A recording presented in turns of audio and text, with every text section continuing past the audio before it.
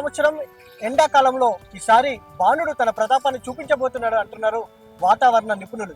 ఇప్పటికే మనం మార్చి నెలకు చేరుకున్నాం. ఈ మార్చి నెలలోనే దాదాపుగా 34 నుంచి 36 డిగ్రీల వరకు కూడా ఎండ తీవ్రత అనేది రాష్ట్రంలో గరిష్ట స్థాయిలో నమోదవుతున్నటువంటి పరిస్థితి కూడా మనకు కనబడతా ఉంది. మార్చి నెలలోనే ఈ విధంగా ఉంటే రానున్నటువంటి ఏప్రిల్ కావచ్చు, మే నెలలో రాష్ట్రంలో ఎండ తీవ్రత ఎలా ఉండబోతుందో మనం అర్థం చేసుకోవచ్చు.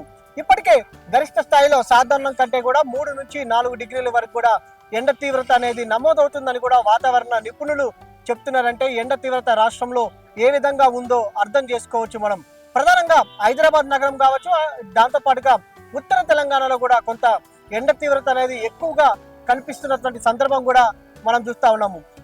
ఏదైతే రానున్నటువంటి ఏప్రిల్లో కావచ్చు, మే నెలలో కూడా కోల్డ్ బెల్ట్, ఏదైతే కోల్డ్ బెల్ట్ ఉంటుందో ఆ కోల్డ్ బెల్ట్ లో కూడా కొంత ఎండ తీవ్రత బయట కంటే కూడా కొంత ఎక్కువగా ఉండే అవకాశం ఉందని కూడా వాతావరణ నిపుణులు అంచనా వేసినటువంటి పరిస్థితి కూడా మనకు కనిపిస్తా ఉంది.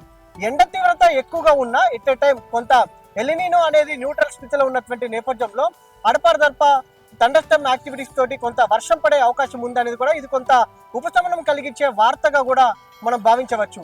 ఎందుకంటే ఎండ తీవ్రత గరిష్ట స్థాయిలో ఏదైతే రేపు ఏప్రిల్ ఎండింగ్ నుంచి కావచ్చు, మే నెలలో 45 డిగ్రీలకు పైగా కూడా నమోదైనా కూడా కొంత అడపాదడప థండర్స్టార్మ్ యాక్టివిటీ తోటి కొంత రిలీఫ్ గా ఉండే అవకాశం ఉందని కూడా వాతావరణ నిపుణులు చెప్తున్నటువంటి సందర్భం మనం చూస్తా ఉన్నాము. ప్రజెంట్ మార్చి నెలలో మాత్రం దాదాపుగా 35 డిగ్రీల వరకు కూడా ఉష్ణోగ్రతలు నమోదవుతా ఉన్నాయి. ప్రజెంట్ ఏదైతే తూర్పు ఆగ్నేయ దిశ నుంచి కూడా గాలులు వీచడంతో కూడా కొంత పొడి గాలుల తీవ్రత అనేది కూడా కొంత పెరిగిందని కూడా మనం చెప్పుకోవచ్చు.